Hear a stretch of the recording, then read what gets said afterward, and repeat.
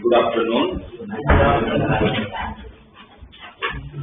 तो doubt paper के doubt ये आप लोगों ने जब तक वापस मोस्टली जो आप लोगों को बोला गया था कि जब भी पेपर होगा 2 दिन उसको एनालिसिस करना है पूरा अच्छे से, कर ही होंगे तुम लोग।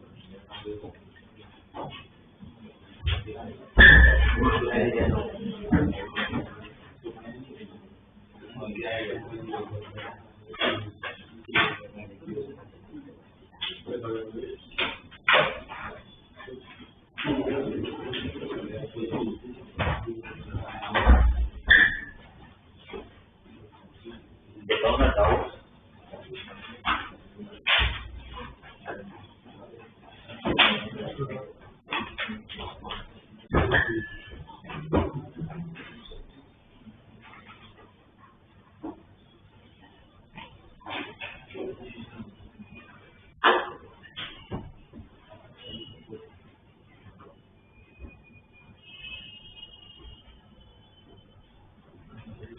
कौन सा पीडीएफ में से बता रहे हो?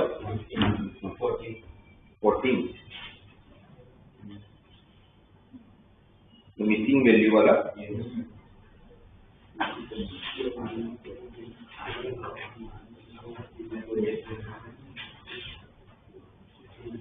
देखो आप लोगों को ऐसे क्वेश्चन में तो क्या होता है, थोड़ा सा आप लोगों को ऑब्जर्वेशन सही होना चाहिए आप लोगों का।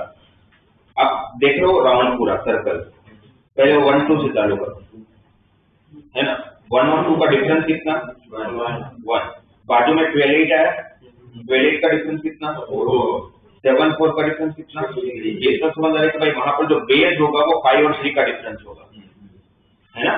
बेस क्या होगा, मुझे पैटर्न से समझ आया कि वो 5 और 3 का डिफरेंस होगा, तो बेस मेरा 2 होगा। अब पावर में जाते हैं। 1 और 2 में 1 का पावर तो दिया ही नहीं था। 12 और 8 में 4 का पावर 24 दिया हुआ है। अब 24 को मैं 12 और 8 के साथ अगर रिलेट करता हूँ मुझे समझ नहीं, तो 4 फैक्टोरियल है। फिर 7 4 पे जब आया तो 3 हुआ डिफरेंस, तो ऊपर 3 का फैक्टोरियल दिया हुआ है, 3 का फैक्टोरियल 6 होता है। और 1 पे 1 का फैक्टोरियल होगा तो 1 ही होता है। तो फिर वो 5 - 3 2 था बेस, और 5 - 3 का डिफरेंस 2 का फैक्टोरियल 2, तो 2 का स्क्वायर 4, तो सी आंसर। इसमें सिर्फ आपका ऑब्जर्वेशन ठीक होना चाहिए।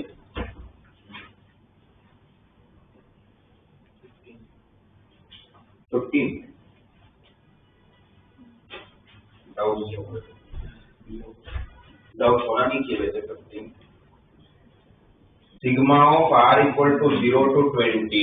आपको जैसे ही सिग्मा दिखा और सी की बात हो रही है तो आप लोगों के दिमाग में क्या आता है? क्या आता है? सी को लेके अब तक एडिशन को लेके, सिग्मा मतलब एडिशन है, एडिशन को लेके अब तक कौन सी property?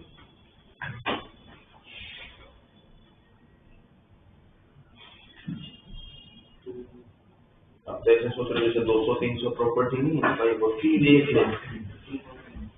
NC of r plus NC of r minus 1 equal to n plus 1 square. और कोई नई प्रॉपर्टी और कौन सी प्रॉपर्टी आप सोच रहे हो? यही है आपके पास, है ना। ये इसको यूज करना पड़ता होगा, तो एक बार चेक करते हैं यूज कैसे करेंगे। या फिर और एक एडिशन में हो सकता है, बट मुझे लगता नहीं कि उसका तो यहाँ पर कुछ होगा। NC0 से NCn वाला भी है ना 2 बट वो होगा नहीं कि उसके लिए NC0 से चालू होना चाहिए और 6 से चालू होना चाहिए, तो पक्का है, ये तो नहीं होगा। ये शायद हो सकता है, यही होगा। देखो कैसे r को 0 रखा तो क्या बना? 56 1 रखा तो 49 36 48 36 कहाँ तक जाएगा? 36 तक, है ना। 20 तक गए तो 36 तक। पर अगर मुझे ये प्रॉपर्टी अप्लाई करना है तो ये वाला n वाला पार्ट सेम होना चाहिए और ये कंसेक्यूटिव होना चाहिए। तकलीफ ये कि उल्टा है, ऊपर कंसेक्यूटिव है नीचे सेम है, जबकि होना क्या चाहिए था? ऊपर सेम नीचे कंसेक्यूटिव। इसमें कि मुझे कोई ना कोई टर्म को प्लस माइनस करना पड़ता होगा, सही है। तो क्या प्लस करोगे? 56 के साथ क्या मिसिंग है? अगर ये प्रॉपर्टी लगानी है तो 56 इन दोनों का एडिशन क्या हो जाएगा? वो प्रॉपर्टी लगाओगे तो 51। तो फिर प्रॉब्लम आने 51 और ये 49 है, तो एक तरफ ऐड करने का सेंस नहीं है। दोनों से भी एक तरफ ऐड करना होगा, या एक तरफ या तो उस तरफ। राइट। तो फिर यहाँ ऐड करके फायदा नहीं है, तो फिर इस तरफ ऐड करके देखते हैं। तो यहाँ पर क्या ऐड करोगे? अरे इसके पहले का टर्म कौन होगा? 33 के पहले 30C5 प्लस किया तो 30C5 माइनस भी करोगे। अब इसको ऐड करो 31C6 तो 31C6 को सोच के ये हुआ कि 31C6 और ये तो सेम हो गया है ना। तो फिर 30C5 ने काम नहीं किया, आपको कंजुगेट चाहिए तो 5 काम नहीं किया तो 6 का कंजुगेट और क्या हो सकता है? 7। अब 7 किया तो इसका एडिशन कितना? 31C, वो 31C6 के साथ काम कर लेगा, क्या हो जाएगा वो? 32। इसके पहले 32C6 होगा और 32C6 7 जो होगा 32C6 के साथ काम करेगा, क्या होगा? 33C7। आगे बढ़ते बढ़ते एक टाइम यहाँ पर भी पहुंच हो गया, तो वो 50C7 होगा जो 50C6 के साथ ऐड होगा। और सामने क्या माइनस हुआ था? 37।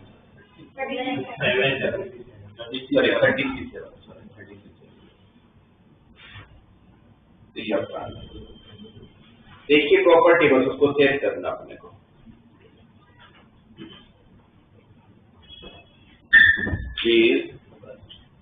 खत्म हो गया।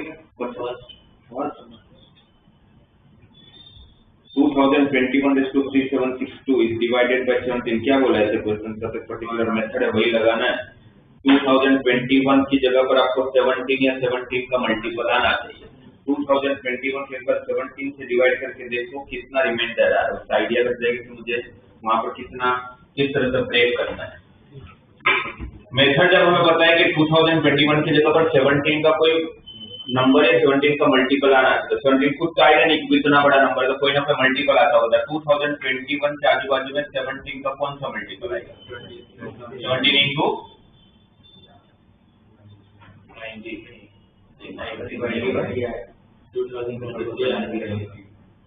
2000। आपको इससे छोटा चाहिए, चलो बड़ा भी ले। 17 इंटू कितना है? 2023।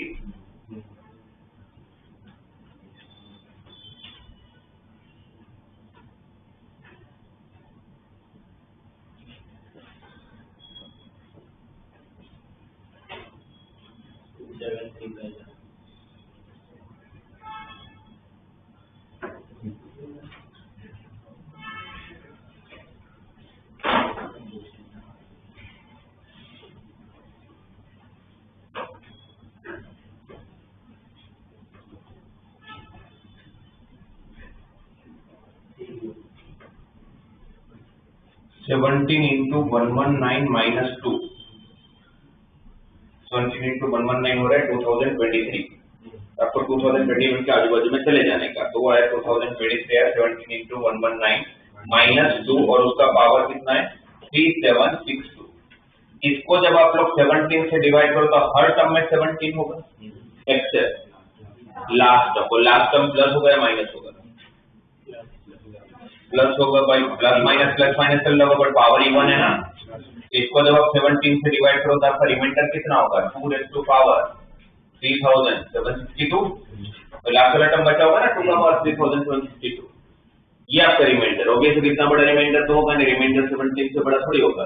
तो वापस यहाँ पर 2 की जगह पर 17 या उसके आजू बाजू का लाना, 2 का कौन सा पावर या 4। तो क्या ये 4 से डिविजिबल है? नहीं है भाई। 62 नहीं है तो पूरा नंबर भी तो नहीं होगा, तो 60 आ जाएगा तो हो जाएगा। 2 का स्क्वायर कॉमन ले लेते हैं, 2 का पावर 3760। ठीक है, इसको जब आप 4 से डिवाइड करोगे तो 4 से डिवाइड करोगे तो क्या हो जाएगा? 940 राइट। 16 आ गया। 16 को क्या लिखोगे? 17 माइनस 1 रेज़ टू पावर। इसको जब आप 17 से डिवाइड करो तो हर टर्म में 17 होगा एक्सेप्ट लास्ट टर्म प्लस या माइनस? प्लस, क्योंकि इवन पावर और लास्ट टर्म की वैल्यू कितनी होगी? 1। तो 1 इंटू 4 आपका रिमाइंडर 4 है।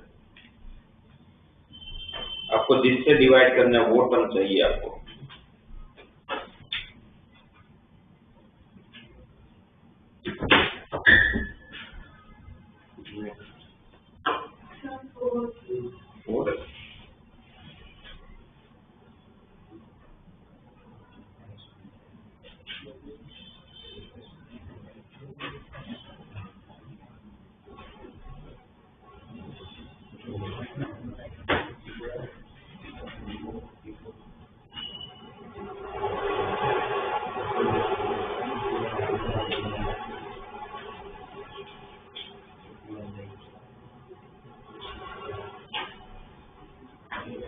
देखो फोर्थ वाला क्वेश्चन चेक करो, ये डेफिनेटली क्वेश्चन इसलिए तो नहीं दिया होगा कि आपको 17 का क्यूब करना आता है कि नहीं आता, या 18 का क्यूब करना आता है कि नहीं आता, वो देखने के लिए तो नहीं दिया होगा, कोई लॉजिक ही होगा। ऊपर वाला कोई ना कोई आइडेंटिटी बनता है, दोनों ऊपर नीचे दोनों कुछ ना कुछ बनता होगा। ऊपर कौन सी आइडेंटिटी बन रहा है? ऊपर वाला कौन सा आइडेंटिटी बन रहा है? 18 cube a cube plus b cube plus 3 time 18 भी है, 7 प्लस 25 मतलब क्या होता है? 18 plus 7 a cube plus b cube plus 3ab into a plus b 64 मिला है।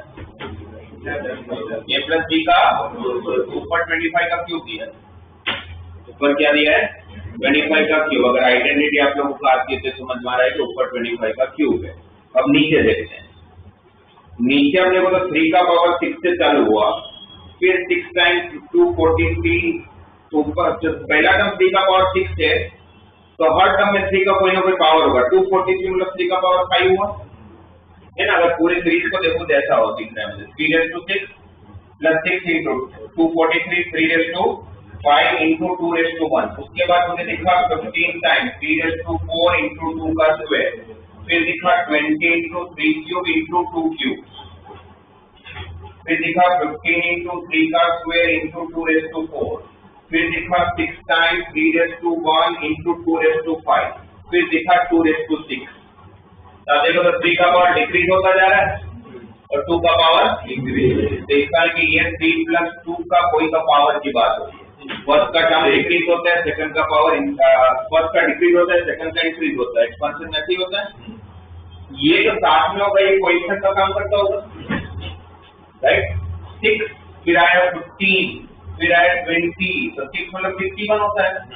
ये 62 है, ये 63 है, ये 64 है, ये 65 है, तो 66 होगा जो 1 होता है। यहाँ पर 60 होगा वो भी 1 होगा, तो पावर 6। ऊपर 25 का क्यूब है, नीचे 25 का 5/6 है। 5/6 की क्या होगा? 25 का क्यूब ही तो होगा। एक बार मुझे बता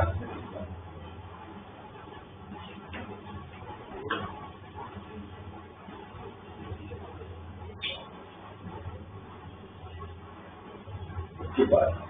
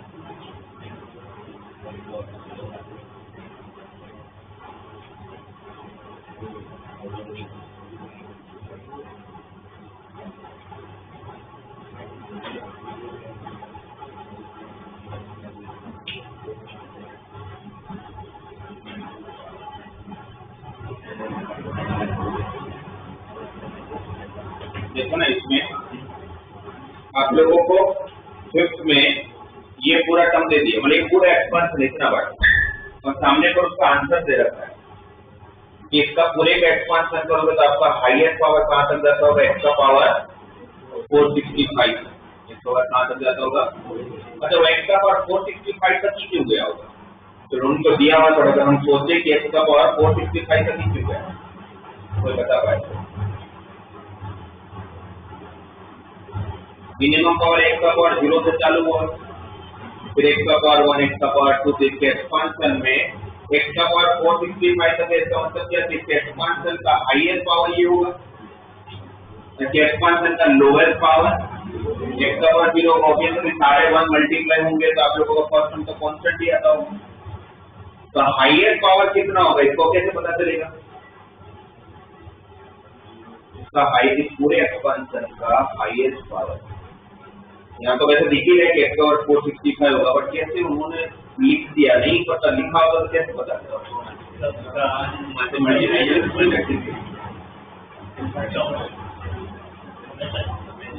तो किसका x का कौन सा पावर ब्रैकेट के अंदर जो हाईएस्ट पावर, x का ब्रैकेट के अंदर जो हाईएस्ट पावर, जैसे यहाँ पर x का हाईएस्ट पावर 1 है, तो यहाँ पर x का पावर 2 है, ये 3 है, वैसे सबसे लास्ट में 30 तक गए होंगे। सिग्मा n की फॉर्मूला n इंटू n कितना इसमें 30, तो क्या हो जाएगा वो 30 इंटू 31 डिवाइडेड बाई 2 बराबर है। सिग्मा n की formula n into n plus 1 divided by 2 होता है, तो 30 प्लस 31 बाई 2 कितना देगा ये? उन्होंने दिया नहीं होता तो हम निकाल लेते, राइट। फिर उन्होंने पूछा क्या है, जितने भी इवन वाले ना A0, A2, A4 इन सब की वैल्यू पूछी आप क्वेश्चन देखो। सेम टाइप का क्वेश्चन आप लोगों को सैटरडे के क्लास में मैं आप लोगों को बता रहा था क्या करना चाहिए। x की वैल्यू क्या रखोगे? 1, क्योंकि आपको x नहीं चाहिए, एक बार x को क्या रख लूंगा? 1। अगर x को अगर मैंने 1 रखा तो इस तरफ क्या मिलेगा? A0 plus A1 plus A2 कहाँ तक? A4 65 तक। और x को 1 रखो, यहाँ पर भी रखना पड़ेगा। यहाँ पर अपन ये कितना? ये 31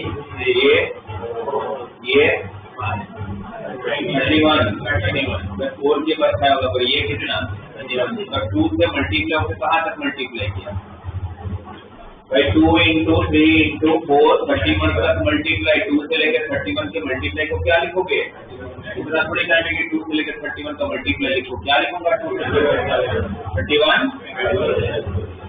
ये आए पूरे सारे क्वेश्चन का एडिशन। तो मैं बोला था सम ऑफ ऑल का क्वेश्चन क्या होता है, मैं बोलता 31 करके, पर उनको सम ऑफ ऑल का क्वेश्चन नहीं चाहिए, उनको A2, A0, A2 ये सब चाहिए। तो और एक सीरीज बनाऊंगा, उसके लिए x को क्या रखेंगे? माइनस। उसके लिए x को क्या रखेंगे? -1।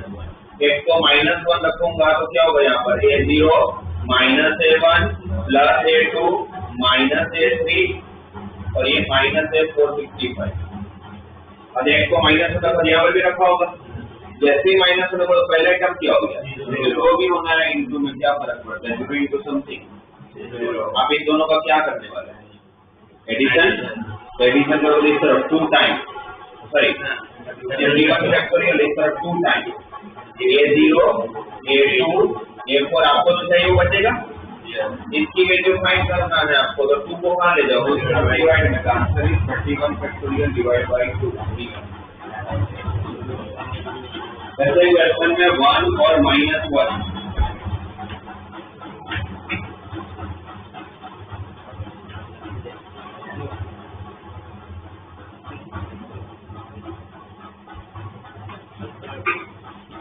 और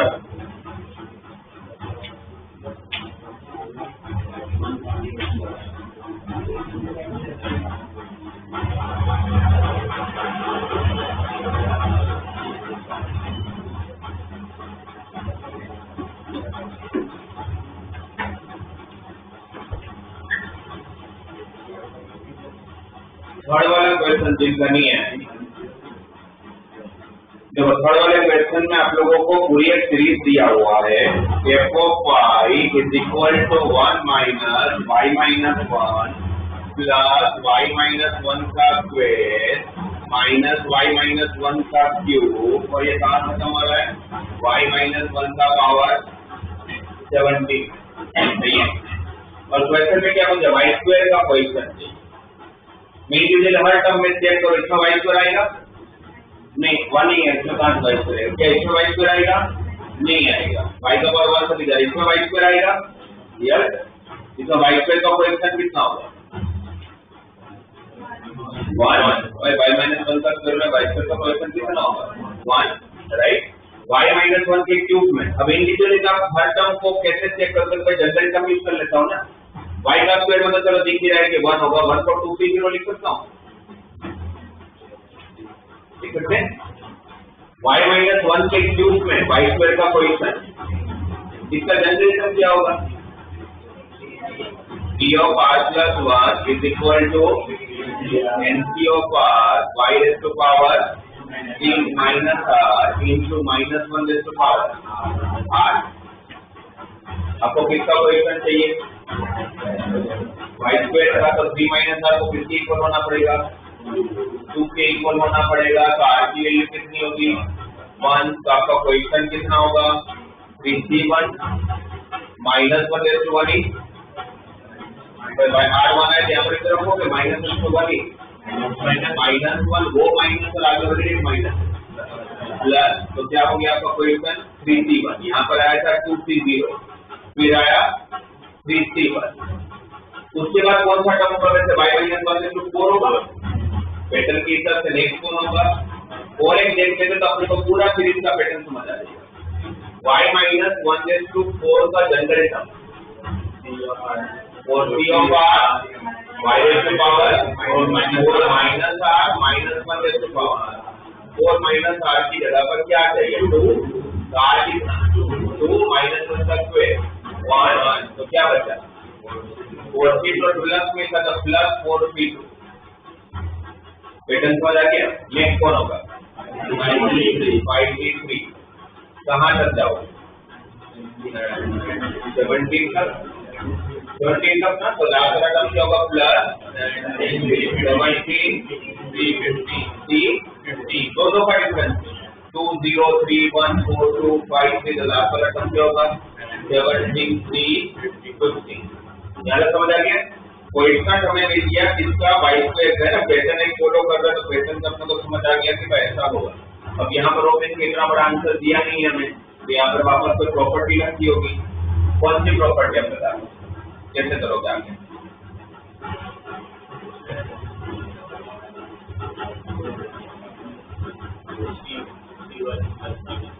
ये पूरी सीरीज का एडिशन चाहिए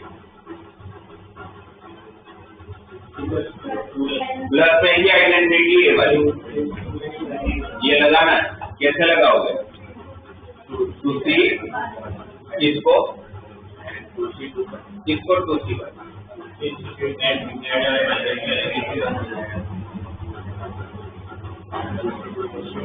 मैं 2C0 को 3C0 लिख दूंगा क्या लिखूंगा 2C0 को भाई ऊपर सेम होना चाहिए नीचे कंटिन्यूटी होना चाहिए यहाँ 2C0 है जबकि यहाँ 3 होता तो काम होता है 2C0 भी 1 होता है 3C0 भी 1 होता है तो 2C0 को क्या लिख लेना चाहिए 3C0 प्लस 3C1 कितना 4C1 प्लस 4C2 कितना 5C2 प्लस 5C3 कितना रहेगा आगे बढ़ते बढ़ते कहाँ पहुँच रहे होंगे क्या बोल रहा हूँ 17C plus 17C 50 18C plus 18C 15 दिया होगा आंसर या 18C3 दिया होगा 18C3 दिया प्लस आया मतलब ये प्रॉपर्टी चेक करो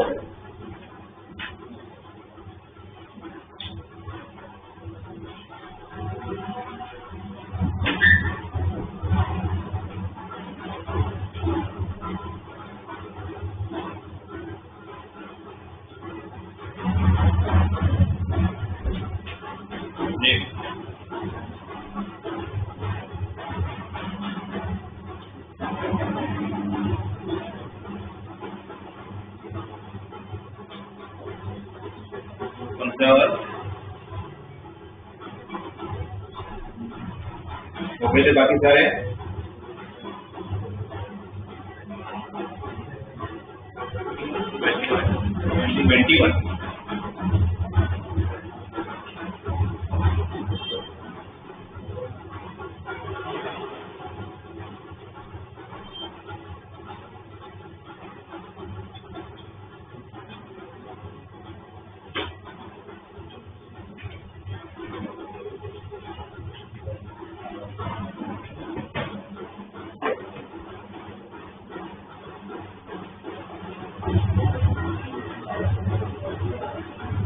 21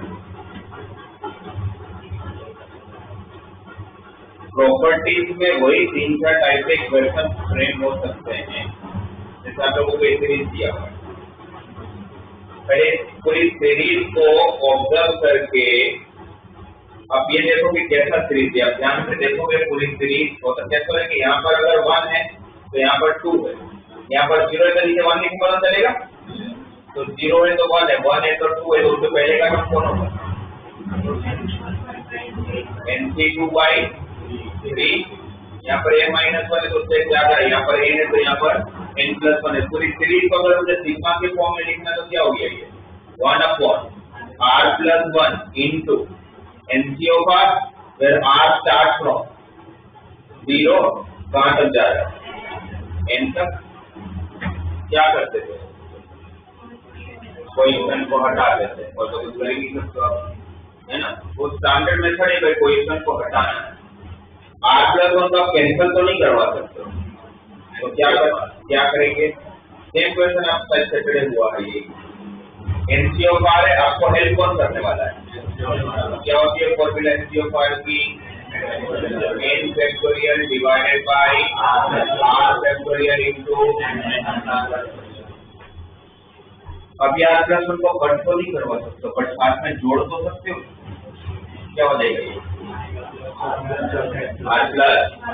r+1 फैक्टोरियल, क्या हो जाएगा r+1 फैक्टोरियल। अगर नीचे r+1 फैक्टोरियल मतलब आपने एक टर्म इंक्रीज किया, अगर आपने एक टर्म इंक्रीज किया तो ऊपर भी आपको एक टर्म इंक्रीज, तो n फैक्टोरियल में एक टर्म इंक्रीज करने का किस से डिवाइड मल्टीप्लाई करोगे n+1 से डिवाइड मल्टीप्लाई करो तो बाहर डिवाइड भी करोगे यस। तो 1/n+1 sigma of r equal to 0 to n factorial into n+1 क्या बन गया n+1 फैक्टोरियल। किसकी फॉर्मूला है n+1 c of r+1, n+1 c of r+1 और r 0 से चालू हुआ n तक गया। अब ये तो क्वेश्चन हट गया, फिर तो टेंशन ही नहीं। क्या होगी ये फॉर्मूला किसकी बनी, पुट करना चालू कर r को 0 रखोगे तो क्या आएगा n+1 c1, फिर n+1 c2, फिर n+1 c3 कहाँ तक। कौन सी प्रॉपर्टी है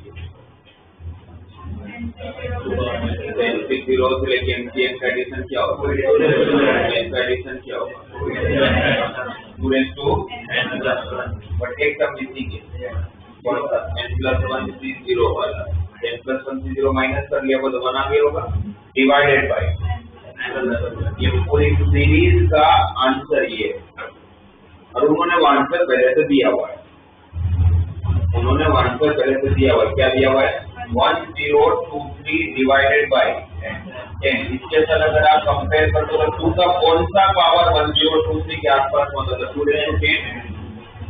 तो वैसे यहाँ पे समझ में आएगा n+1 10 है तो कितना होगा 9, तो 2×9+1 is 2×10, 2×10 is 1024 -1 तो 1023 भी आ गया, तो n की वैल्यू 9 है।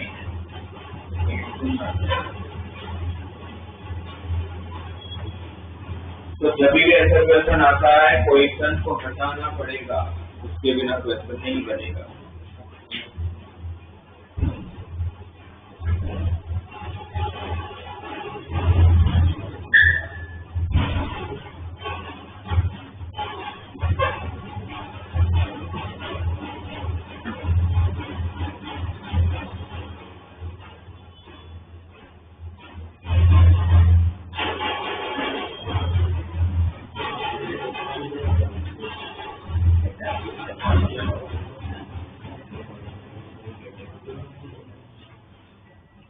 और कोई एरिया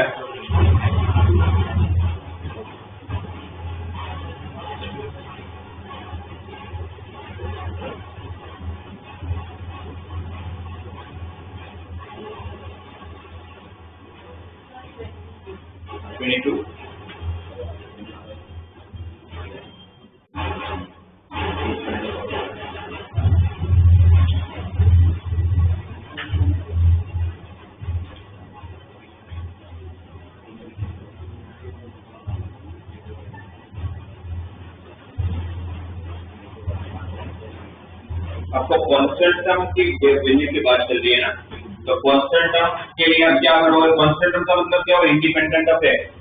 इंडिपेंडेंट ऑफ एक्स तो एक्स के पावर को किसके साथ इक्वेट करोगे, तो 0 के साथ। तो यहाँ पर 3x² - 1/2x⁵ और पूरे का पावर 7। इसका जनरल टर्म क्या लिखेंगे 7c r का पावर और -1/2x⁵ का पावर, सारे कांस्टेंट को साथ करते हैं, 7cr 3 का power, 7 minus r -1/r divide by 2/r और x का पावर 14 -7r। कैसे 14 -7r? ये 14, ये 2r और ये 5r भी ऊपर गया तो -5r, तो -2r -5r तो कितना हो गया? इसको किसके इक्वल होना है?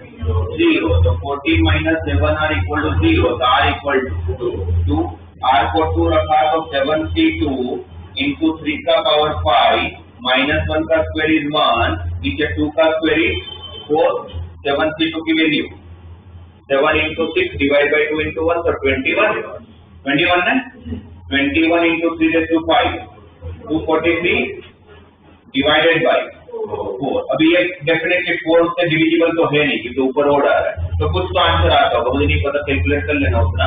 सपोज मान लेते हैं कि इसका आंसर आया आप लोगों का कुछ नहीं आया था, अप्रोक्सीमेट 123.47 आया।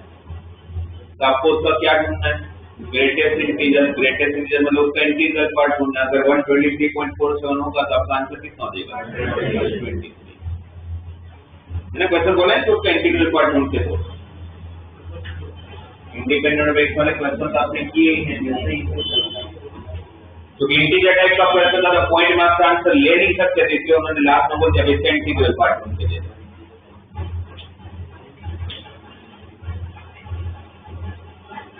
अब कैसे जेडल में 2 टाइप के क्वेश्चन आते हैं, लास्ट के 5 होते हैं, वो कभी कभी इंटीजर टाइप का भी दे देते हैं, कभी कोई न्यूमेरिकल टाइप का भी दे देते हैं। वो इंस्ट्रक्शन में होता है, वो हमें टेंशन नहीं लेना होता है। इंटीजर टाइप का होगा तो पॉइंट में आंसर नहीं होगा, इसलिए ये आप बोल दिया कि लास्ट में इंटीग्रल पार्ट ढूंढ के दो। न्यूमेरिकल टाइप का होगा तो न्यूमेरिकल टाइप का पॉइंट में भी आंसर कर दे, तो फिर मेरी सबसे क्वेश्चन यहाँ तक ही छोड़ देते कि इसका आंसर क्या होगा, फिर वो इंटीग्रल पार्ट ढूंढने की जरूरत नहीं होती। तो आपको इंस्ट्रक्शन सही से पढ़ लेने का जब भी पेपर दे, तो इंटीग्रल टाइप का है कि न्यूमेरिकल टाइप का।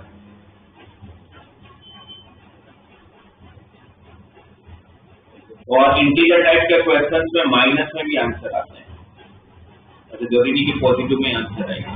जैसे लास्ट ईयर अपने 1-2 स्टूडेंट ऐसी मिस्टेक की थी कि -2 आंसर आ रहा, तो उनको लगा कि -2 कैसे हो सकते हैं इंटीजर टाइप का, तो -2 को लोग +2 टाइप लिख के आ गए कि हमारी कोई मिस्टेक हुई समझ के, जबकि उसका आंसर सही है -2 तो नेगेटिव मार्क्स फिर नेगेटिव मार्क्स, इसलिए नेगेटिव भी आ सकता है। ऐसा नहीं कि इंटीजर टाइप के क्वेश्चन का आंसर हमेशा पॉजिटिव में आता है, नेगेटिव है तो नेगेटिव में लिख के आओ।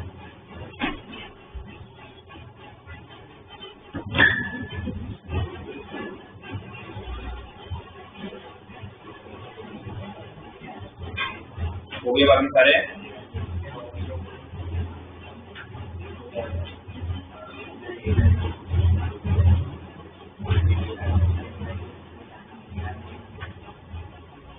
ठीक है, वापस आप लोग बाइनोमियल के पीवाईक्यूज निकालो,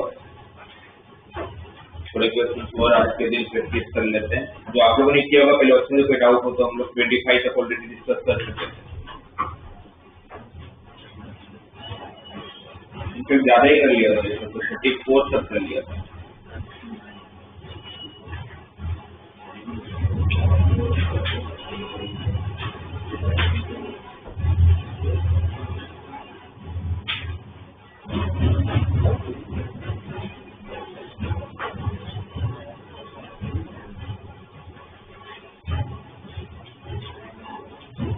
इसका 51st क्वेश्चन कैसे करोगे देख सकता हूँ।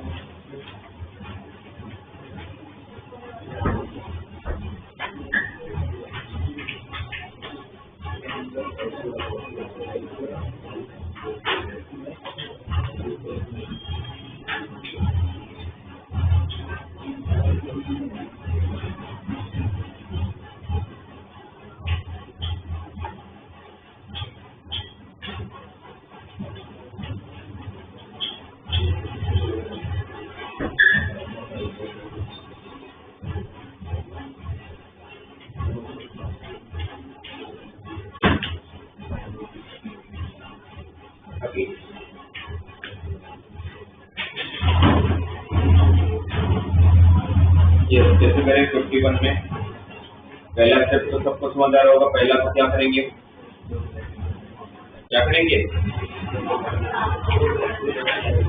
x की जगह पर 1 रख देंगे, 1 plus x plus 2x square का पावर 20 का आंसर अगर a0 plus a1x plus a2x square up to the a40 x⁴ दिया हुआ है, x⁴ तक इसलिए क्योंकि तो यहाँ पर x स्क्वायर का पावर 20 तो मैक्सिमम x⁴ तक ही जा सकता है, राइट।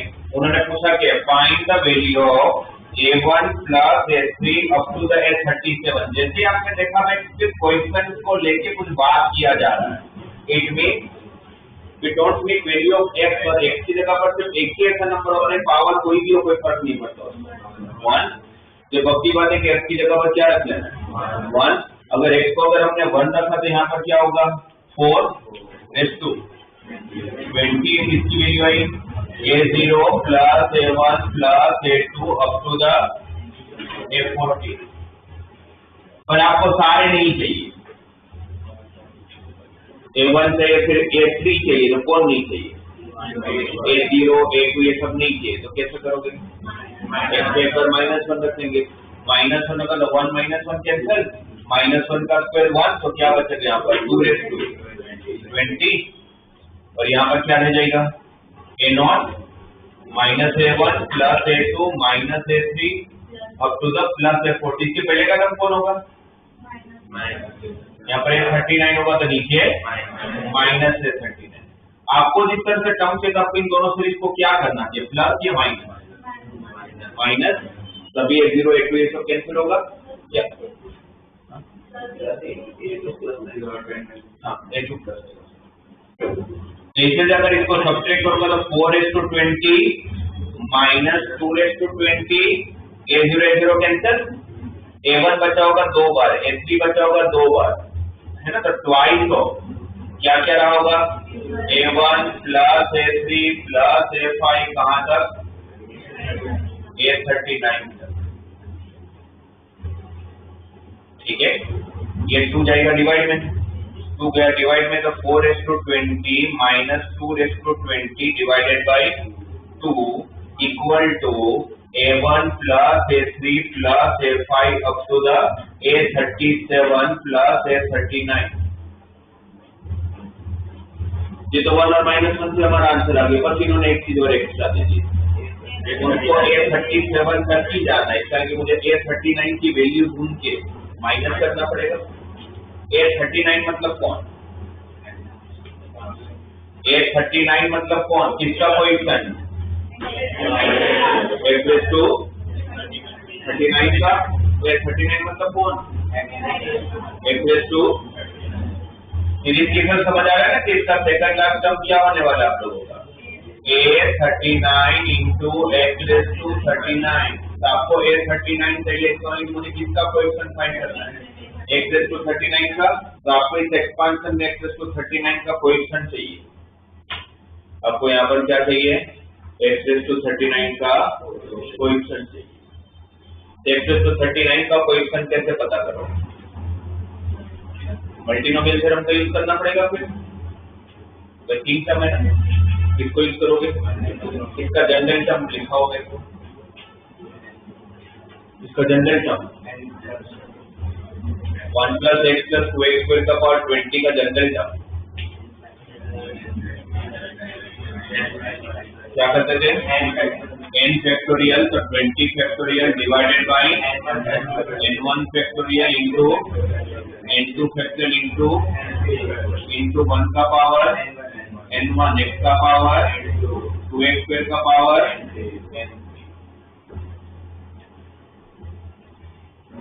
करेक्ट। कांस्टेंट को साथ में करेंगे 20 factorial divided bye n1 factorial into n2 factorial into n3 factorial, 1 का पावर n1, 2 का पावर n3 और x का power n2 plus 2n3 n2 plus 2n3।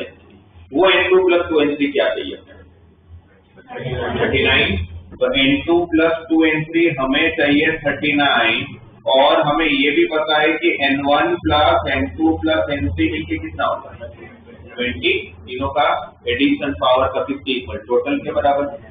दो रिलेशन है n1 n2 n3 पता करने की ट्राई करते हैं। n3 की मिनिमम वैल्यू अच्छा, ट्रायल एंड एरर ही करना पड़ेगा, पुट करके चेक करना पड़ेगा why, because there are only two relation in your three unknown, आपके सोर्स का ऑप्शन नहीं है। और जब भी आपको वैल्यू पुट करके चेक करना है तो हमें तो उसमें पुट करो जिसमें कोएफिशिएंट हो, जल्दी हो जाता है। n3 की मिनिमम वैल्यू 0, भाई कितना मिनिमम पावर कितना 0, अगर n3 को 0 रखा तो n2 कितना आएगा 39, पॉसिबल है क्योंकि तीनों का एडिशन मिलके कितना चाहिए, ये खुद 39 हो गया, पावर n1 थोड़ी ना नेगेटिव होने वाला है, ये सब तो पॉसिबल है ही नहीं। तो इनफैक्ट इससे मुझे बहुत सारी चीजें पता चली कि कहाँ पॉसिबल होगा, n3 की कौन सी वैल्यू पॉसिबल होगा, 10 रख के देखते हैं, 10 टू 20, अगर 10 रखा तो 20 आई है, या 20 आया तो n2 20 आया 19 हो जाएगा, तो 19 प्लस 10 ही कितना हो गया 29 हो गया, यहाँ तो 20 तक ही पहुंच जाना है, जिनका 10 से 10 भी नहीं चलेगा। तो फिर इसमें एक बार 15 रख के देखते हैं, 15 इंटू 2 30, 15 रखा तो n2 कितना आएगा 9, भाई 30 हुआ तो n2 कितना आएगा 9, 15 प्लस 9 24, वो भी 20 से बड़ा है, वो भी नहीं चलेगा, तो 15 भी नहीं चला, 20 तो ऑब्वियसली नेगेटिव में चल जाएगा। 18 रख के देखते हैं, 18 इंटू 2 36, ये कितना हुआ 3, 18 प्लस 3 वो भी बड़ा हो गया। ये तो मैं आप लोगों को समझा रहा हूँ इतनी सारी वैल्यू, वरना आपको ही समझ में आएगा भाई ये 20 तक ही जाना है, तो इसका मतलब है कि 18 तक तो चल ही नहीं रहा होगा, ये 19 चल सकता है, 19 इंटू 2 एकदम इसके बाजू में जाना पड़ेगा ना आपको, तो 38, 19 इंटू 2 38, तो n2 कितना होगा 1, n2 1 होगा तो ये 0, ये पॉसिबल है, तीनों का एडिशन 20 आया। n3 20 अगर ले तो 19 जब 20 लोगे तो क्या प्रॉब्लम आएगा नेगेटिव में चले जाओगे, वो पॉसिबल ओनली 1,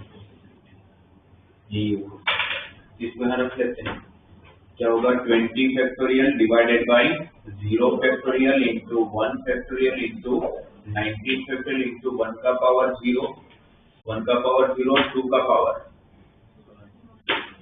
n3 है, n3 तो 19 है, करेक्ट बराबर। 20 फैक्टोरियल को क्या लिख सकता है 20 इंटू 19 फैक्टोरियल, ये 19 फैक्टोरियल कैंसिल, तो क्या बचा आपके पास 20 बचा, 0 फैक्टोरियल भी 1 होता है, 1 फैक्टोरियल भी, ये आपकी किसकी वैल्यू आई a 39, एक्सेस टू 39 का कोएफिशिएंट आ गया ना जो आपको नहीं चाहिए, तो यहाँ से आप लोगों को सब्ट्रैक्ट कर देना पड़ता होगा, तब आप लोग अपना आंसर चेक करिए। अच्छा, आंसर जो दिया हुआ उन्होंने ऑप्शन में, उसमें आप देखोगे तो उन लोगों ने डिवाइड बाय 2 नहीं दिया हुआ है, पहले लिख लेते हैं फिर सिंपलीफाई करते हैं। 2/20 डिवाइडेड बाय 2 वो आपको नहीं चाहिए तो इस तरफ माइनस कर लूंगा, 20 इंटू 2⁻19, इससे value a1 plus a3 plus a5 कहाँ तक a37 तक। तो सिंपलीफाई करते हैं, ये 4/20 है डिवाइड बाय 2, 4/20 को 2 के पावर में लिखना है तो क्या लिखते हो 2/40, 2/40 डिवाइड बाय 2, 2/39 है पावर कम, 2/20 डिवाइड बाय 2, 2 यहाँ पर 2/19 -1 टाइम और यहाँ पर -20 टाइम है, तो -1 टाइम -20 टाइम -21 टाइम भाई, -1 में से -20 जाएगा तो कितना बचेगा -21 तो बचेगा, और दोनों में से क्या कॉमन है 2/19, अगर 2/19 कॉमन लिया 2/39 में से तो 2 का पावर 20 बचा होगा -21, तो सिंपली कहोगे फाइनली ये बच रहा है, तो बी इज द करेक्ट। इसमें 1 और -1 तो रखना ही है, बिकॉज आपको जैसे ही पता चला कोएफिशिएंट ढूंढना है, मतलब ये तो कर ही लेना है एक बार, x को 1 -1 फिर देख लेने का प्लस करना है माइनस करना है, और इसमें एकदम x प्लस मिल रहा था तो हमें मल्टीपल से ढूंढना पड़ा। अच्छा, इसके अंदर अगर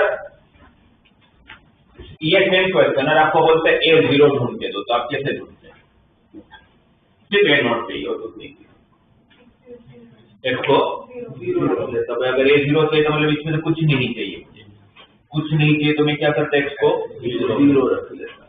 अब x को 0 रख लेता तो यहाँ पर भी 0 रखता, मुझे डायरेक्टली 1/21 मिल जाता, राइट। साक्षात व्यक्ति क्या करते हैं कि a0 मतलब क्या हो गया, x/0 का कोएफिशिएंट, वो ढूंढने के लिए भी मल्टीनोमियल थ्योरम को यूज करते हैं, उससे भी आंसर आ जाएगा।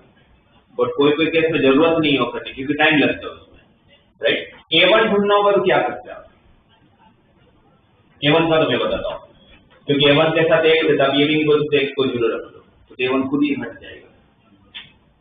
डिफरेंशिएशन आता है आप लोग को फिजिक्स में जितना पढ़े हो इतना आता है ना, फिजिक्स में मैथमेटिकल टूल्स में सर ने पढ़ाया होगा, थोड़ा बहुत डिफरेंशिएशन और थोड़ा बहुत इंटीग्रेशन। तो चेन रूल भी सर ने बताया होगा, इसका डिफरेंशिएशन बता सकते हो मुझे?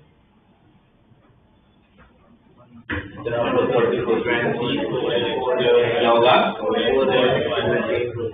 + 1, क्या आंसर है इसका डिफरेंशिएशन 4x + 1। ध्रुवीन सर को बोलना मत, सुसाइड कर लेंगे।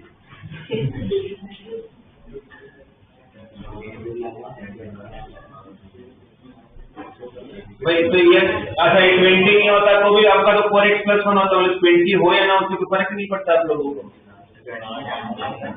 पहले तो आपको क्वांटिटी से चेंज मिलता है, x² वाली फॉर्मूला लगेगी, कौन सी लगेगी, क्या डिफरेंशिएशन होता है x² का, x² का डिफरेंशिएशन मुझे जितना फिजिक्स आता है काफी कुछ आता है, तो मुझे इतना समझ में आता है कि मैकेनिक्स पढ़ने के लिए आप डिफरेंशियल इंटीग्रेशन के बिना नहीं पढ़ सकते। तो अपन कैसे पढ़ रहे हो आप लोगों को, इसका डिफरेंशिएशन x² का डिफरेंशिएशन क्या होता है,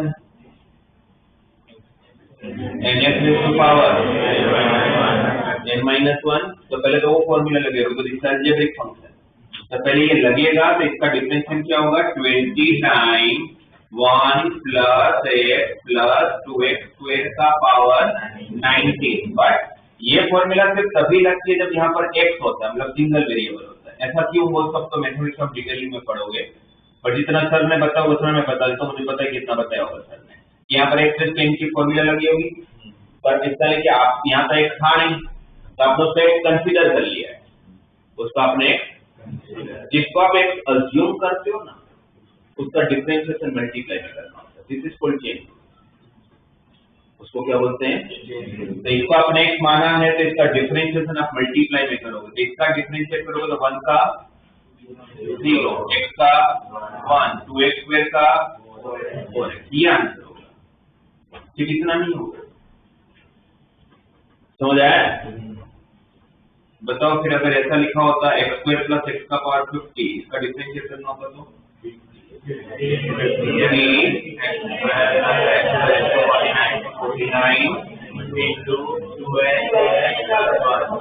आगे समझ में ये चेंज होता है, ठीक है। तो आपने इसका डिफरेंशिएट कर लिया।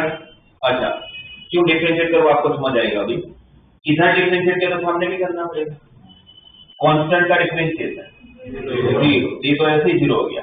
a1 x का डिफरेंशिएशन a1 कांस्टेंट x का 1, a2 x² में a2 कांस्टेंट है x² का, उसमें मोबाइल नीचे रख दो, क्या हो गया मोबाइल के साथ, तो मेरे फोन आते रहते हैं, बजते रहते हैं, तो मैं देखता हूँ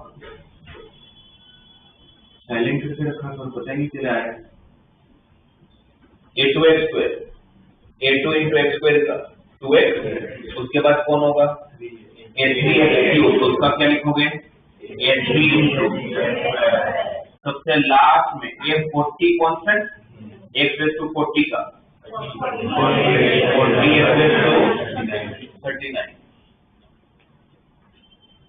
ये समझ आया? ओके, तो फिर अगर ये आप लोगों का डिफरेंशिएशन हो गया तो आपको वैल्यू किसकी चाहिए, a1 की। a1 को छोड़ के बाकी सब में अब मैं x को 0 रखूंगा, अब मैं जैसे x को 0 रखूंगा तो बाकी सारे 0, सिर्फ कौन बचा a1 बचा, तो x को 0 यहाँ रखोगे तो यहाँ पर भी रखोगे, यहाँ पर x को 0 का तो ये 0 हो गया, ये 0 हो गया, 1/19 1 हो गया, ये भी 0 हो गया, तो यहाँ 1 बचा और यहाँ 20 बचा, 20 इसमें भी आपको मल्टीनोमियल की जरूरत नहीं पड़ती।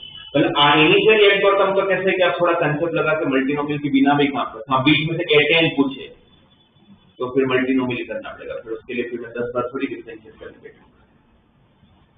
है ना। बट स्टार्टिंग के एक दो तो आप लोग इस तरह से कर सकते हो। पर पहले तो डिफरेंशिएशन sin क्यूब x का डिफरेंशिएट आता है, sin x का आता है, sin x का माइनस है, sin का cos x, sin x का इंटीग्रेशन माइनस cos x होता है। अगर आपको sin क्यूब x का बोलेंगे तो क्या लिखोगे डिफरेंशिएशन? और इनडायरेक्टली sin x का होल क्यूब हो गया तो क्या लिखोगे?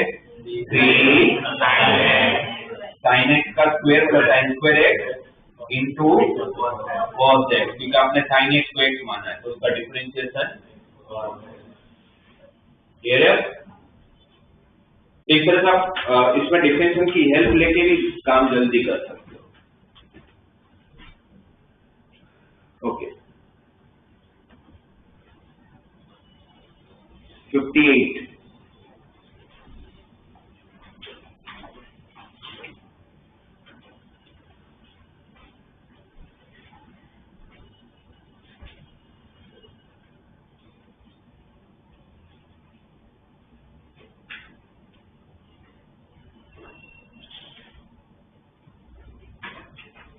तो बता पाए 58 कैसे करें?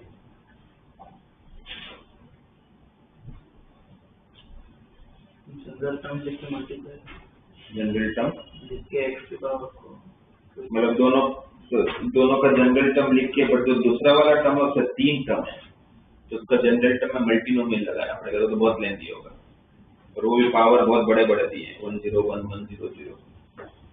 पहले ये सोचो कुछ सिंपलीफाई हो सकता है। देखो जनरल टर्म तो यूज करना ही पड़ेगा, वो तो ऑप्शन ही नहीं मेरे पास, बट अभी करना बेवकूफी लग रही है मुझे।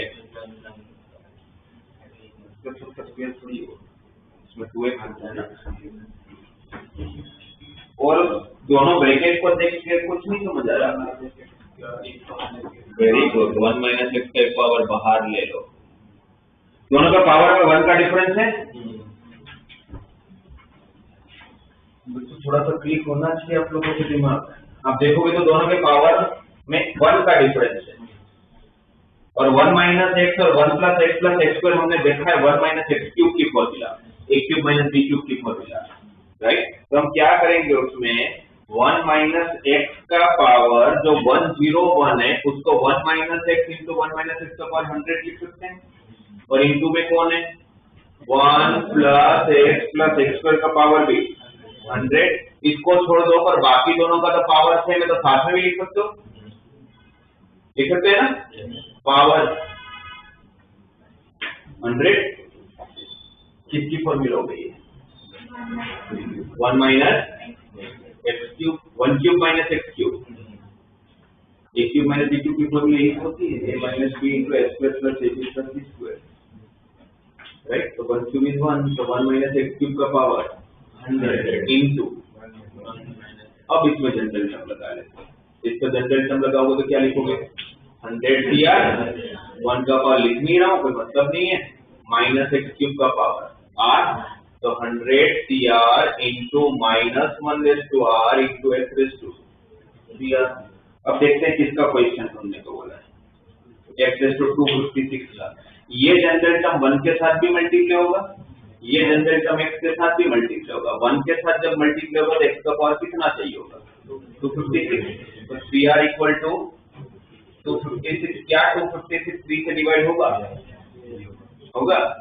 6 प्लस 5 11, 11 प्लस 2 13, 13 थोड़ी ना 3 से डिवाइड होता है, डिविजिबिलिटी टेस्ट ऑफ 3 तो नहीं होता वैसा कि यहाँ पर फर्स्ट टर्म में x का पावर 256 आएगा ही, यहाँ पहुंच गए ऑलरेडी x का पावर कितना है तो यहाँ कितना चाहिए होगा 255 टू 3r ये होगा 5 प्लस 5 10 प्लस 2 12, तो r की वैल्यू 8 3 24 85, तो कोएफिशिएंट कितना होगा ये माइनस ही आएगा 100t 85 इंटू -1 का पावर 85, -1 का ओड पावर वो माइनस और आगे वाला माइनस, तो आपका 100 से 85 अपना आंसर होगा डी आंसर।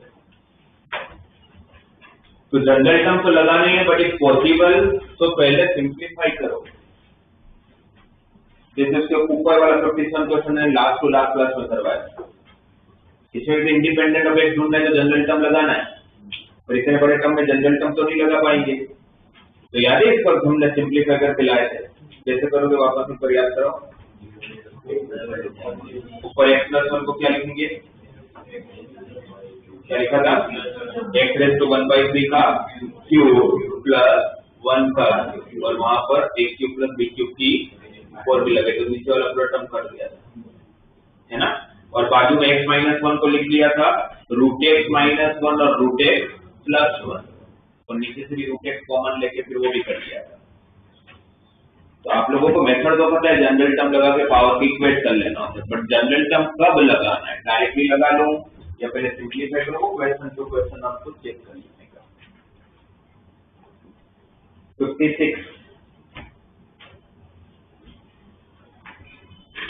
56 में 2 ब्रैकेट है, आपको कौन सा ब्रैकेट डायरेक्टली आता है,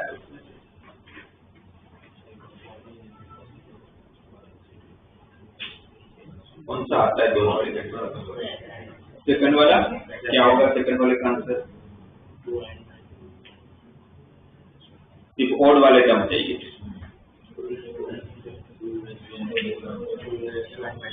क्या होगा 2n कितना है उसका, तो 2⁴ -1 पर एक टर्म लास्ट वाला मिसिंग है, 14 की 13 नहीं है, तो उसका माइनस कर लेंगे, तो सेकंड वाले का तो आंसर क्या होगा +2n - 1 - 14 की 13, ठीक है।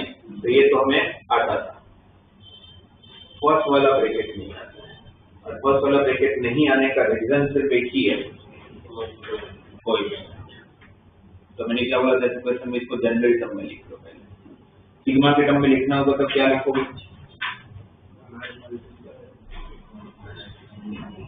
15 CR लिख लो पहले तो, है ना। 15 से 1 के साथ क्या मल्टीप्लाई है, -1, 15 से 2 के साथ एक बार वो प्लस माइनस छोड़ दो, सिर्फ क्वेश्चन देखते हैं, तो जो 15 CR है वही यहाँ पर मल्टीप्लाई में, 15 से 2 है तो 2 है, 15 से 3 है तो 3 है, 15 से 15 है तो 15 है, ऐसे ही दिख रहा है। फिर उसमें ऑल्टरनेट साइन है, ऑल्टरनेट साइन में नेगेटिव कब है वो देखो, जब ऑड है तो ऑड में नेगेटिव, इवन में, तो फिर इनटू में क्या लिखना, तो काम कौन सा देता है, -1 देता है, ऑड पावर में -1 दे देता है, इवन में +1 देता है। आर की वैल्यू कहां से चालू, आर की वैल्यू कहां से चालू, कहां तक जा रही है, 15, ये पूरा सीरीज को लिखिए। अब जैसे सीरीज लिखा आपको मेथड पता है, किसको हटाना पड़ेगा, आर को, किसको हटाना पड़ेगा, आर को, क्वेश्चन नहीं हटेगा तो क्वेश्चन नहीं बनेगा, आर को हटाएगा कौन, 15 CR, क्या होगा फॉर्मूला 15 फैक्टोरियल, जिसको मैं 15 × 14 फैक्टर लिख सकता हूँ, डिवाइडेड बाय r फैक्टोरियल, जिसको r × r-1 फैक्टर इंटू, ये r और r कैंसिल, 15 कांस्टेंट है, बाहर चला गया, सिग्मा, ये किसकी फॉर्मूला बनी, 14C of r-1, 14C of r-1। अच्छा, अब यहाँ पर एक चीज और करना पड़ेगा, आपको करना चाहिए, यहाँ पर 14C of r-1 है, यहाँ पर जब r था तो यहाँ पर -1 का पावर भी r था, और अगर यहाँ पर r-1 है तो फिर यहाँ पर भी पावर में क्या होना चाहिए, r-1 होना चाहिए। तो r-1 लाने के लिए क्या करोगे, एक -1 को बाहर ले लो, फिर पावर कम करवाना पड़ेगा ना, तो -1 का पावर अगर r-1 किया तो यहाँ पर एक -1 बाहर लिया, ये क्लियर है, ठीक है। अब सिग्मा हटाओ, क्या बन रहा है चेक करो एक बार, पहला टर्म क्या बन रहा है, r को अगर 1 रखा तो क्या बना, -1 का power 1 - 1 0, something raise to 0 is 1, 14C 0, उसके बाद का टर्म -14C 1, उसके बाद का टर्म, तो 14C0 minus 14C1 plus 14C2 minus 14C3 alternate sign होगा तो आंसर कितना होता है? क्या होता है आंसर? ऑल्टरनेट का तो प्रॉपर्टी NC0 से NCN का addition 2 raised to n alternate sign होता है तो 0, इसका आंसर 0 into something 0, तो बचेगा कौन सी? 2 raised to power 14 minus 1 तो 2 raised to 13 और 14C13 और 14C1 सेम होता है तो 14 तो दिया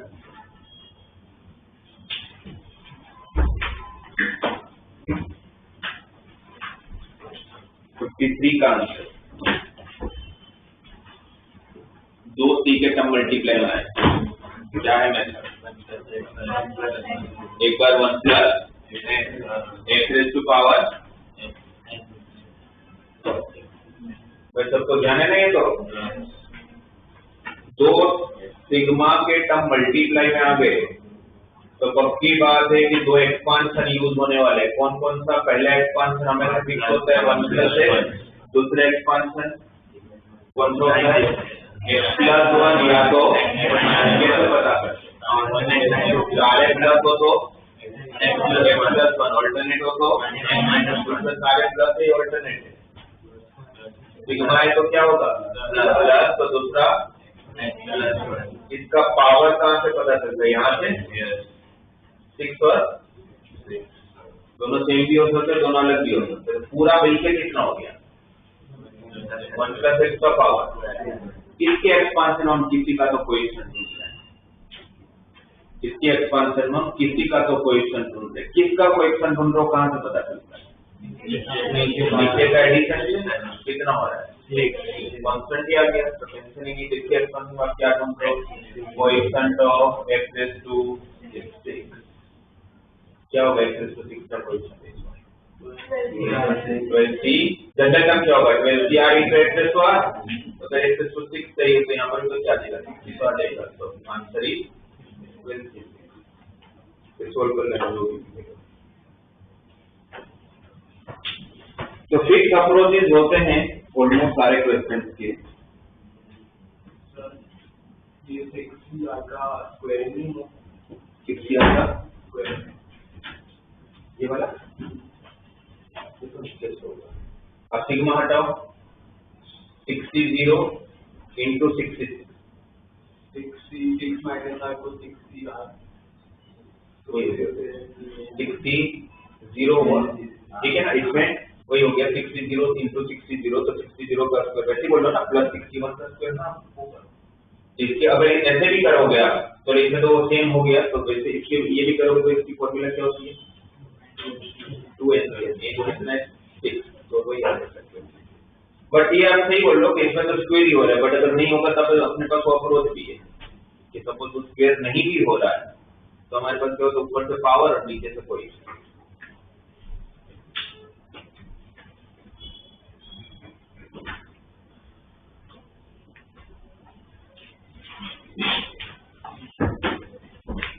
जैसे 68 वाला क्वेश्चन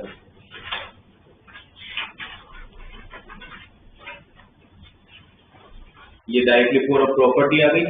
68 वाला क्वेश्चन 20C0 का स्क्वायर प्लस 20C1 का स्क्वायर अप टू 10 जो डायरेक्ट प्रॉपर्टी क्या होता है? 2mCn। तो इसमें डायरेक्टली फिक्स प्रॉपर्टी का आंसर क्या हो जाएगा? 40C20। उसमें कुछ करने की जरूरत नहीं। और हाँ उसके ऊपर वाला क्वेश्चन देखो 67 वाला तो उसमें r स्क्वायर इंटू 20cr ढूंढना है तो किसको हटाना पड़ेगा? r स्क्वायर को कैसे हटाओगे? क्या लिखेंगे r स्क्वायर को? r इंटू बराबर r इंटू r पर r इंटू r को हटा नहीं सकते हो ना तो क्या लिखते थे? r square r into r minus 1 plus r और फिर सेपरेट कर लेते थे। आजकल का आर लिखे फायदा नहीं है क्यों? हटा भी तो नहीं पाएंगे अपने तो इसलिए आजकल को क्या लिखेंगे? r into r minus 1 plus r फिर सेपरेट कर लेंगे। 65 कौन सी प्रॉपर्टी डायरेक्टली? कौन सी? एपी वाली सारे कोएफिशिएंट देखो ना 1 3 5 कितने हैं एपी में है। तो एपी की डायरेक्टली क्या था शॉर्टकट A0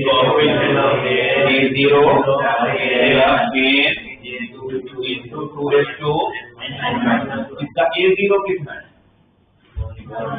A0 मतलब कौन होता है? Coefficient of C0। ये जैसा मत याद रखना फर्स्ट टर्म का कोएफिशिएंट।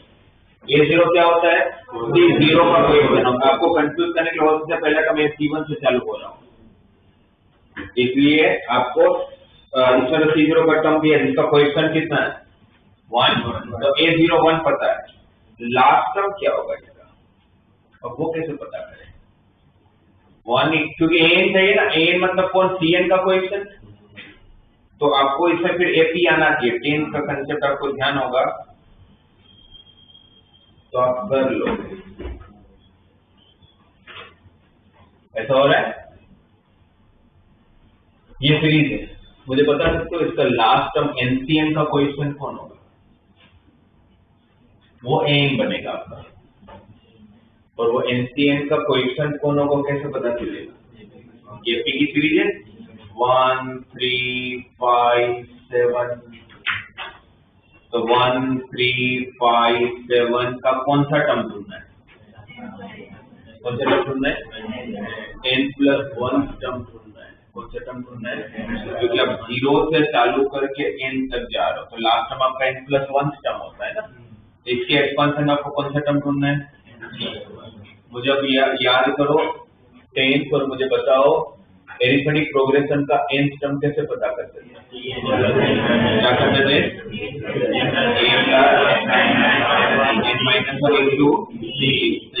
इसमें आपको n+1 टर्म ढूंढना है, तो n की जगह पर n+1 रखोगे।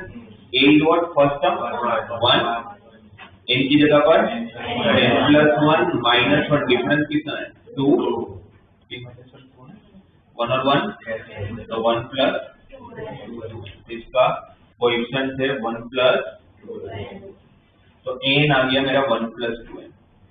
वापस शॉर्टकट याद करके क्या था हमारे पास? A0 + a into 2 A0 हमारा 1 है, n हमारा 1+2n है into 2 n -1 1+1 2+2n into 2 क्या कॉमन है? वो 2 अगर 2n-1 को दे दिया जाए, इन्होंने इसका आंसर पहले से दिया है, तो इसका आंसर किसके इक्वल है? 2 100 into 101। तो n कंपेयर करके पता चल गया 100 है। फिर ढूंढने को क्या होता है? 2 टाइम 100 -1 2 का ग्रेटेस्ट इंटीजर, बाजू में लिखा है ना वो ब्रैकेट मतलब कौन gi। तो 100 -1 99 99/2 49.5, उसका ग्रेटेस्ट इंटीजर 49 49.5 का इंटीग्रल पार्ट कितना? 49 का 2 into 49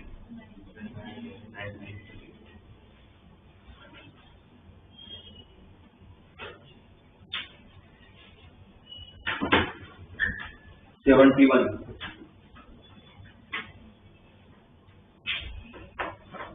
7/2022 + 3/2022 को 5 से डिवाइड करो तो डिवाइड ना बचेगा।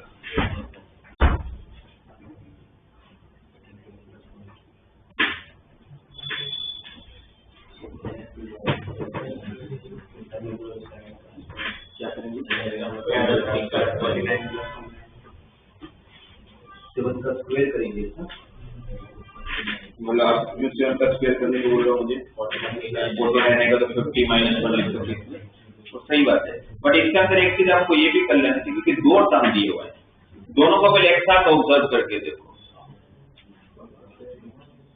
दोनों को एक साथ देख करके देखो कि 5 चाहिए। तो मैं जो आप बोल रहे हो वो नहीं करता, आप जो बोल रहे हो सही है, बट वो फिर 3 में काम नहीं करेगा, फिर 3 का स्क्वायर करना पड़ेगा, है ना। अगर 7 का स्क्वायर किया आपने तो 49 को आप क्या लिखोगे? 50 -1, फिर 3 में 3 का स्क्वायर करोगे, फिर 9 को लिखोगे 10 -1, यही करते आप, राइट। मैं आपको ऐसे वो सही है आप लोगों के मेथड पर, इसको ऐसे भी तो कर सकता था, दोनों में 7 और 3 दोनों में 5, एक में 5 + 2 और एक में 5 - 2 है। तो 5 + 2 वाले में जब आप एक्सपांशन करोगे तो हर टर्म में 5 होगा एक्सेप्ट, तो लास्ट टर्म की वैल्यू कितनी, मतलब रिमाइंडर कितना होगा 2 2022। फर्स्ट टर्म में पावर कितना आएगा, मतलब रिमाइंडर कितना आएगा 2 2022। और सेकंड टर्म में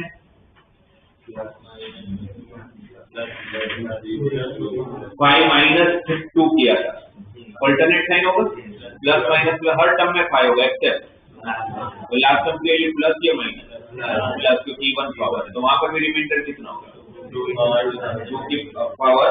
पहले में भी वही आया था, दूसरे में भी वही आया, इस तरह की मेरा रिमाइंडर कितना आ गया 2 टाइम 2 raised to 2022, पर दोनों में वही आया ना।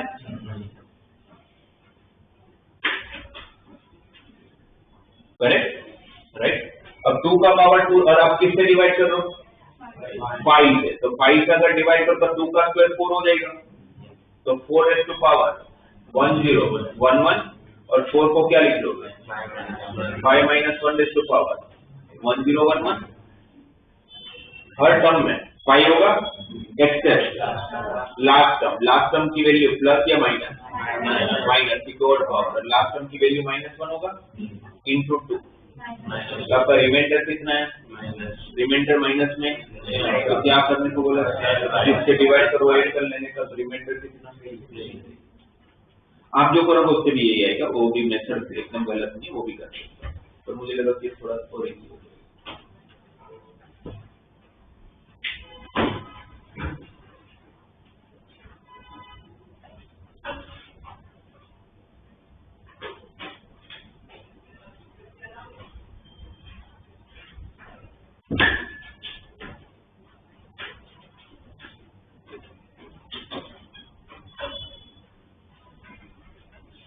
जैसे उसके बाद 72 में से एक ही टर्म दे दिया 3 raised to 2022, उसमें जो आप बोल रहे थे वो कर लेते 9 लिख लेता, तो 9 को 10 - 1 कर लेता, तो रिमाइंडर कितना बचता 1 बचता है या -1 बचता, -1 बचता, क्योंकि पावर 1011 होता है और माइनस में होता नहीं, तो फिर +5 कर लेता आंसर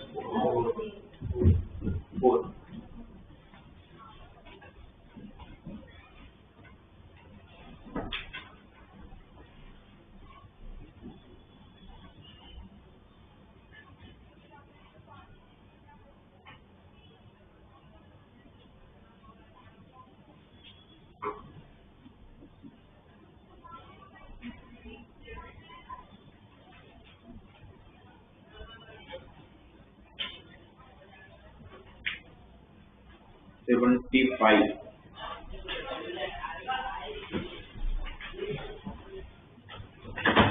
ये हमारे डीबीबी के क्वेश्चन है।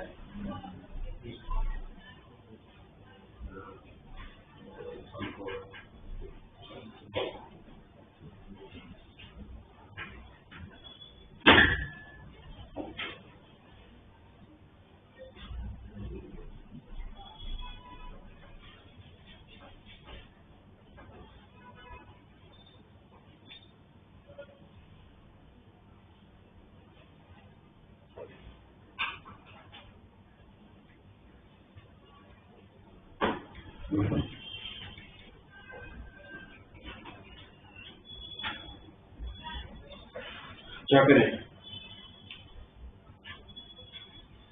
किससे 9 to n -8n -1 किससे डिविजिबल चाहिए 64 से, तो 9 को क्या करोगे 8 + 1 लिखते थे हमने, और इसका जब एक्सपांशन 1 + 8 + 1 की जगह 1 + 8 1 + 8n का पहला टर्म 1 + 8n के एक्सपांशन का फर्स्ट टर्म 1, सेकंड टर्म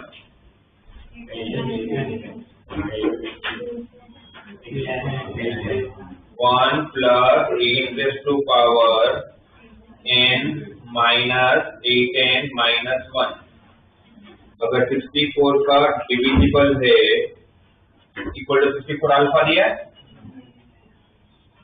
तो पहले तो इसको 9 को लिख लिया 1 + 8, इसका एक्सपेंशन का first term 1, second term 8 and NC1 into 8, उसके बाद NC2 into 8 square, उसके बाद चलता रहेगा NCN into 8 raised to -8n -1 equal to 64 alpha. 8n 18 cancel, 1 1 cancel, जितने भी टर्म है उसमें क्या कॉमन 64, आगे 64 का मल्टीपल, तो अल्फा कौन होगा NC2 plus NC3 into 8, ऐसे चलेगा। सबसे लास्ट में NCN into 8 का पावर 2 टाइम कॉमन लिया ना, ये आपका अल्फा हो गया है ना, ये पूरा क्या बना आपका अल्फा। अब बाजू में उन्होंने दिया बीटा के लिए 6 raised to n -5n -1, तो 6 raised to n को क्या लिखना है 1 plus 5 raised to n, तो पहला टर्म वो 1 और वो -1 कैंसिल, सेकंड टर्म 5n और 5n भी कैंसिल, बाकी जितने भी टर्म होंगे उसमें क्या कॉमन निकलेगा 5 स्क्वायर हो गया 25, 3 में कौन आया होगा NC2 plus NC3 into 5, बस एक ही जगह 5 होगा ना, NCN into 5 raised to n -2, तो ये आपका क्या बना बीटा। इन दोनों को क्या करना था सब्ट्रैक्ट, तो सब्ट्रैक्ट करोगे तो क्या बचेगा, इसलिए इसको सब NC पे NC तो काट हो गया होगा है ना। यहाँ पर NC3 से चालू हो रहा है, NC3 कॉमन, तो 8 - 5, तो NC3 से चालू होने वाला टर्म देख लो C। हमारे डीपीपी में उसको प्रूव करने को बोलते थे 64 से डिविजिबल, इसमें दिया हुआ 76, जल्दी से मेथड बता दो, कौन सी मेथड का प्रश्न है C into वही दो सी के तो मल्टीप्लाई है माइनस, तो एक्सपांशन वाला कंसेप्ट, तो जो फर्स्ट टर्म है उसमें मुझे बताओ किसका एक्सपांशन की बात हो रही है 1 plus x raised to power 31, और दूसरा x plus 1 का पावर 30, इसका ये पूरा हो गया 1 plus x का पावर 62, किसका कोएफिशिएंट ढूंढ लो ये का ही ढूंढ लो, नीचे के एडिशन से मिलता है आपको, और नीचे का एडिशन कांस्टेंट नहीं हो, सेम ही आना चाहिए, वो k पे डिपेंडेंट नहीं हो सकता, नीचे का एडिशन हमेशा कैसा आना चाहिए कांस्टेंट आना चाहिए, सबका सेम होना चाहिए ना। तो अभी तो इसका लेकिन कांस्टेंट आना चाहिए, उसका क्या मतलब हुआ भाई k होना ही नहीं चाहिए, k हो गया तो बदलेगा ना, तो फिर क्या करने को बोला था 31 CK और 31 C of k -1 में अगर NC of R equal to NC of n - R की प्रॉपर्टी यूज करोगे तो 31 C of k -1 में अगर हम लोग NC of R equal to NC of n - R की प्रॉपर्टी यूज कर देखें, इसको सब्ट्रैक्ट करोगे तो क्या बचेगा 32 माइनस के, मैं क्यों कर रहा हूँ समझ आ रहा है, ऊपर से पावर पता चलता है, नीचे से कोएफिशिएंट पता चलता है, हर टर्म में दोनों का एडिशन सेम आना चाहिए ना, सेम आने का मतलब क्या हुआ k पे डिपेंडेंट नहीं होना चाहिए ना, k तो चेंज हो रहा है, तो अभी तो वो k बच रहा था, इसलिए हमने कौन सी प्रॉपर्टी यूज किया NC of R equal to NC of, अब ऐड करो देखो k कट हो रहा है, इसके एक्सपेंशन में क्या ढूंढा जा रहा है coefficient of x raised to कितना होगा answer 62 CR x raised to R general term होगा ना, x raised to 32 का कोएफिशिएंट 62 C, दूसरा टर्म का आंसर अब आप बता दो फटाफट, 1 plus x का पावर कितना बन गया होगा 60, 30 और 30 मिलकर 60, किसका कोएफिशिएंट ढूंढा जा रहा है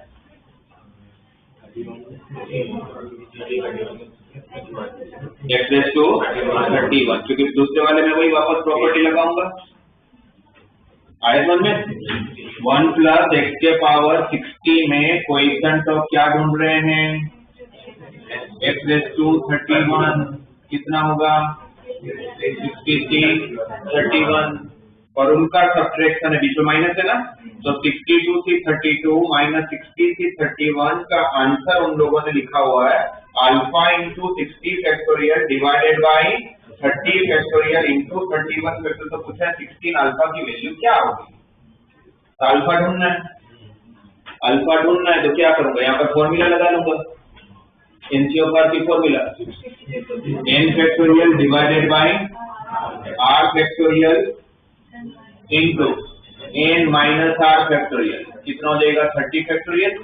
इसमें भी same formula n factorial divided bye r factorial into n minus r factorial into 29 factorial.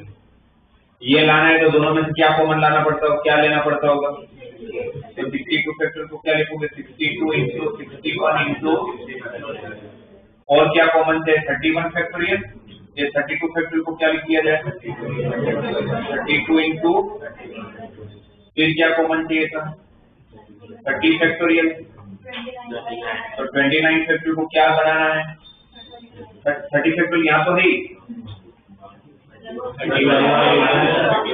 31 था ना, 32 फैक्टोरियल आएगा तो 31 था, और ये 30 फैक्टोरियल और 31 फैक्टोरियल तो कॉमन आ जाएगा, बट इसमें 30 फैक्टोरियल नहीं, तो 29 फैक्टोरियल को क्या बनाना है 30 फैक्टोरियल कैसे बनाओगे, 30 से मल्टीप्लाई करोगे तब, तो डिवाइड करोगे तो सामने, अब देखोगे तो 60 factorial common, 31 factorial common, 30 factorial common, तो क्या बचा अंदर 62 बाय 32 इंटू 61 भी बचा, 62 61 अपॉन 32 कितना रह गया, यहाँ पर ये कॉमन, ये 30 फैक्टोरियल, ये कॉमन, ये कॉमन, तो फिर क्या रह गया 30,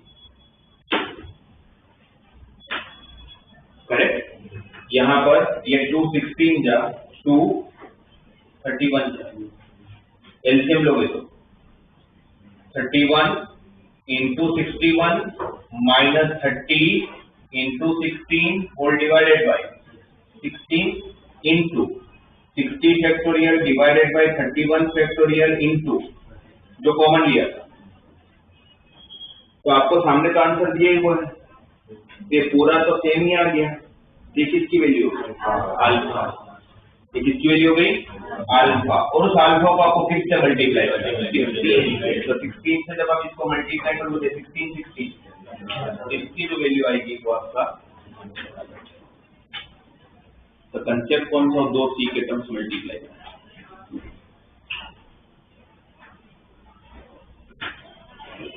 तो बहुत सारे क्वेश्चन मैंने आप लोगों को बताया, आप देखो तो ऑलमोस्ट सेम जैसे होते सब में, या तो क्वेश्चन फाइंड करनी है, तो प्रॉपर्टी बेस्ड क्वेश्चन, या तो रिमाइंडर ढूंढना है, ये तीन टाइप के क्वेश्चन होते हैं। तो नेक्स्ट क्लास से पहले मैं आप लोगों की जो भी डाउट होगा डिस्कस करूंगा, एटलीस्ट आप लोग इसके 60 या मे बी मोर देन 60 तक कर लो, काफी तक क्लास में हो गए, ठीक है। फिर रोज में 10-20 क्वेश्चन करते रहेंगे, और नेक्स्ट क्लास से फिर आप लोगों का नेक्स्ट चैप्टर डिस्कस करना चाहते हैं। तो मेरे हिसाब से बाइनोमियल थ्योरम कंपैरेटिवली अभी तक जितने भी चैप्टर पढ़े हो आप लोग, उसमें सबसे ज्यादा स्कोरिंग है, स्कोरिंग मतलब मुझे लगता है कि बाकी सब में कहते हैं कि हम एक्सपीरियंस ये अनलिमिटेड क्वेश्चन है, कोई गारंटी नहीं कि आप पूछेंगे, ट्रिगो भी अगर अप्लाई करना नहीं आता तो थोड़ा डिफिकल्ट है, specially trigonometric equation, but binomial में वही 4-5 टाइप के क्वेश्चन आते हैं, या तो क्वेश्चन ढूंढना है, या तो प्रॉपर्टी बेस्ड क्वेश्चन है, या तो फिर वो 1 - 1 रख के काम हो जाता है,